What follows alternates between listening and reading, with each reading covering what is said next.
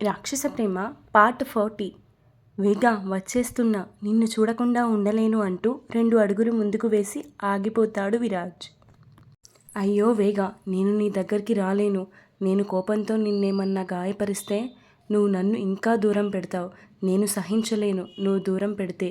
I love you వేగా అంటూ కింద పడిపోతాడు విరాజ్. అలానే వేగాని కలవరిస్తూ నిద్రపోతాడు. మార్నింగ్ ఆఫీస్కి వెళ్ళే పని లేకపోవడంతో వేగా కొంచెం లేట్గానే లేచి తన వర్క్ చేసుకుంది. ఈవినింగ్ అవ్వగానే బర్త్డే డెకరేషన్ చేయడానికి సాదీని తీసుకొని వెళ్ళడానికి కాల్ చేస్తుంది. చిన్న ఫంక్షనే కదవే, నువ్వు మేనేజ్ చేసాయి, నాకు బద్ధకంగా ఉందని చెప్పేసరికి వేగా ఒక్కతే వెళుతుంది. ఈవినింగ్ 7 కల్లా డెకరేషన్ చేయించి వేగా తన ఇంటికి రిటర్న్ అవుతుంటే పార్టీలో ప్రణవ్ కనిపిస్తాడు. అతన్ని చూడగానే వేగా నవ్వుతూ పలకరిస్తుంది. హలో వేగా గారు, ఏంటి డెకరేషన్ మీదేనా అంటాడు ప్రణవ్. హా అవును, ఎలా కనిపెట్టారు? మీ వర్క్ అదేగా, అందుకే కనిపెట్టాను. హహహ అని నవ్వుతూ ఎలా ఉన్నారు అంటుంది వేగా. మిమ్మల్ని చూడక రోజు గడిపానుగా, చాలా కష్టంగా ఉంది. హహ అవునా అంటూ మళ్ళీ నవ్వుతుంది వేగా. ఓకే వేగా గారు, 1 మినిట్ గిఫ్ట్ ప్రెజెంట్ చేసి వస్తాను అంటూ బర్త్డే బాయ్కి గిఫ్ట్ ఇచ్చి వేగా దగ్గరకు వస్తాడు. ప్రణవ్, ఏంటండి పార్టీకి ఉండరా అని అడుగుతుంది వేగ. హహా నాకు అలాంటివి నచ్చవు, మావయ్య వెళ్ళమన్నారు అని వచ్చాను అంతే. ఓహో ఓకే అంటూ వేగ తన స్కూటీని తీస్తుంది. ఏంటి సార్ మీ కారు ఏది అంటూ ప్రణవ్ని చూసి అడిగింది. నన్ను నా ఫ్రెండ్ దింపాడు, ఒక 30 మినిట్స్లో వచ్చి మళ్ళీ పిక్ చేసుకుంటాడు. అయితే ఈ 30 మినిట్స్ మీకు నేను కంపెనీ ఇవ్వాలా అని అడిగింది వేగ. మీకు ఇష్టం అయితే ఇవ్వండి, కష్టంగా ఉంటే వద్దు. అబ్బో మీరు మరీను అంటూ రండి సరదాగా అలా వాక్ చేద్దామంది ప్రణవ్ని వేగ. సరే అంటూ వేగాతో కలిసి నడుస్తూ ఉంటాడు. అలా వాళ్ళిద్దరూ రోడ్డు మీద నడవడం చూసి 2 కళ్ళు కోపంతో నిప్పులు కక్కుతున్నాయి.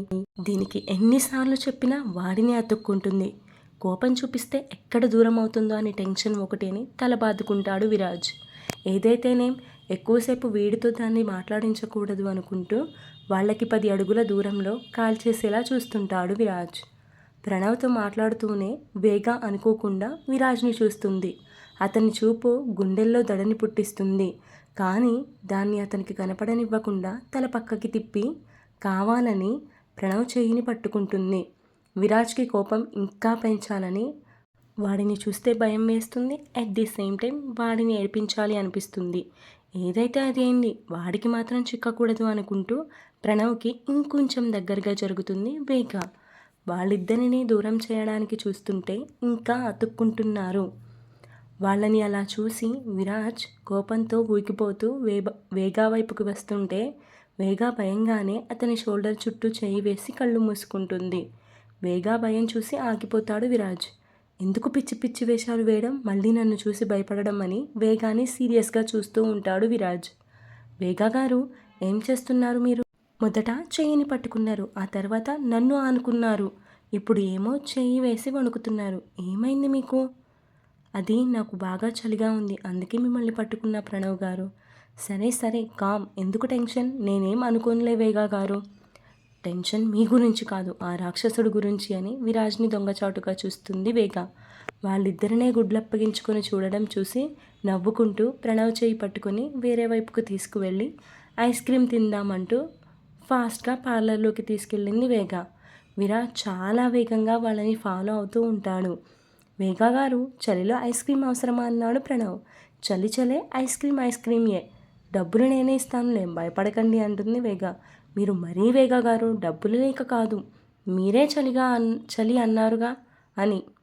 సరే త్వరగా రండి అంటూ లోపలికి వెళ్ళి చైర్స్లో సిట్ అవుతారు.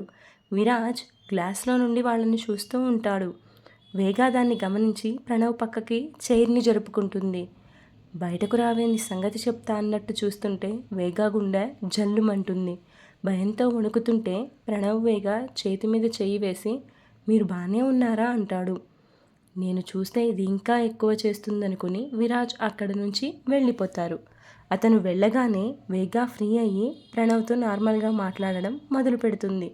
ఏంటండి ఇప్పటి వరకు చలి అంటూ వణికి ఇప్పుడు మామూలు అయ్యారు అంటాడు ప్రణవ్.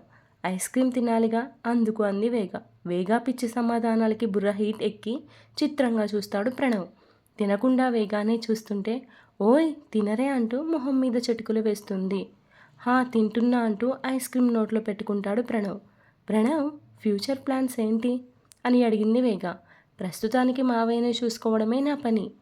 వీళ్ళెప్పుడు బయటకు వస్తారా అని వెయిట్ చేస్తూ ఉంటాడు విరాజ్. ఒక 10 మినిట్స్ వెయిట్ చేస్తాడు. అప్పుడే వాళ్ళిద్దరూ బయటకు రావడం చూసి సైడ్కి వెళ్తాడు. మళ్ళీ అతన్ని చూస్తే ఇంకా ఓవర్ చేస్తుందని సైడ్కి వెళ్తాడు విరాజ్. ప్రణవ్ కోసం కారు రాగానే ఇద్దరూ అందులో ఎక్కుతారు. వేగాని తన స్కూటీ దగ్గర డ్రాప్ చేస్తారు. వేగా గారు, మేము మిమ్మల్ని ఫాలో అవుతాం మీ ఇంటి వరకు. నైట్ టైం కదా అన్నాడు ప్రణవ్.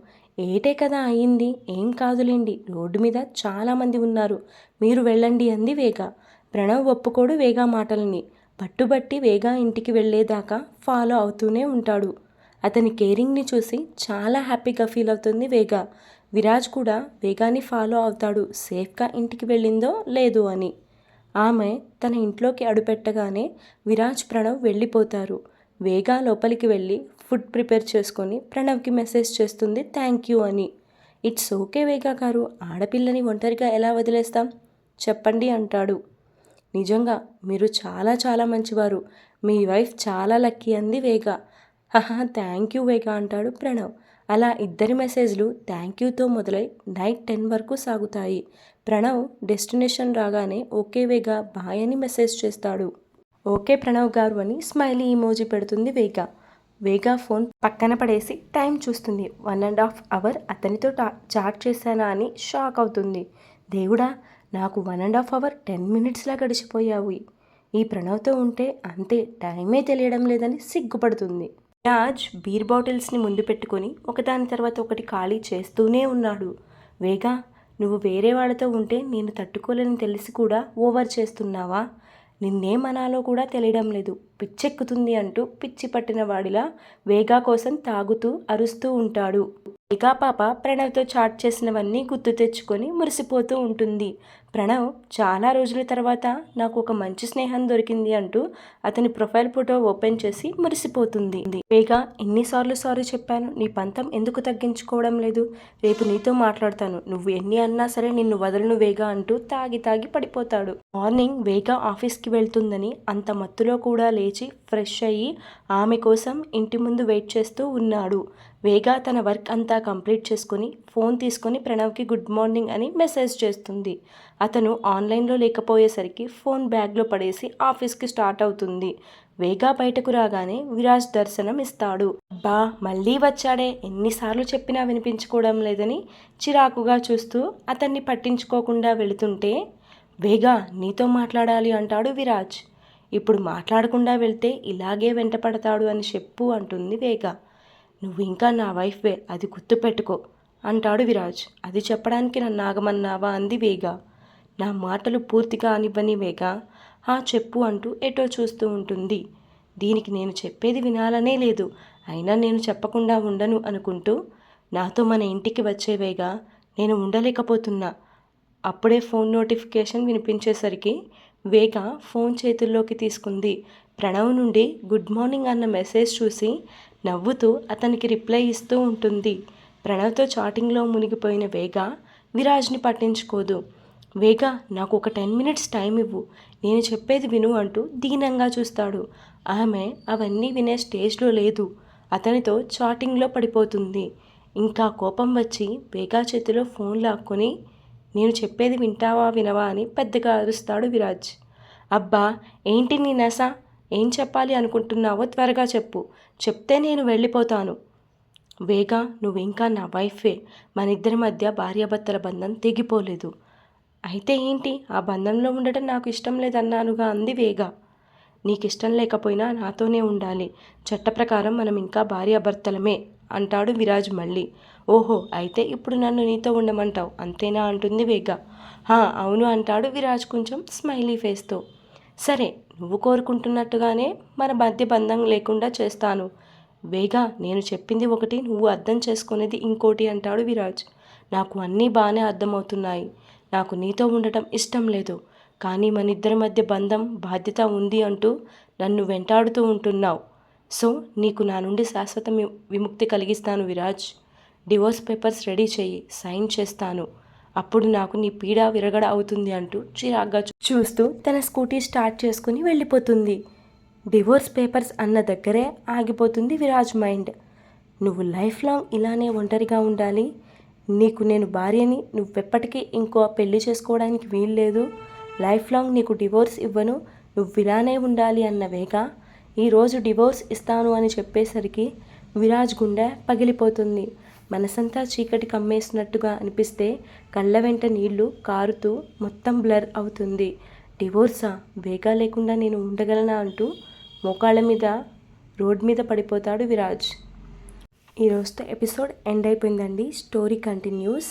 చాలామంది స్టోరీ అలానే సాగుతుంది, బోరింగ్గా ఉంది అంటున్నారు. వాళ్ళిద్దరి మ్యారేజ్ ఎలా అయిందండి, 2-3 డేస్లో అయిపోయింది. సో వాళ్ళిద్దరి మధ్య కొంచెం లవ్, ఎఫెక్షన్ అనేది ఒకళ్ళ మీద ఒకరికి ప్రేమ అనేది చూపించాలి కదా, కొంచెం టైం పడుతుంది. బట్ మీరు ఎక్స్పెక్ట్ చేసేటట్లు స్టోరీ ఇంకొక 4-5 అప్డేట్స్లో చాలా ముందుకెళ్ళిపోతుంది. అండ్ ట్విస్టుల మీద ట్విస్టులు వస్తూనే ఉంటాయి. మళ్ళీ మధ్య మధ్యలో వీళ్ళిద్దరు బాండింగ్ కూడా చూపిస్తూ ఉంటారు.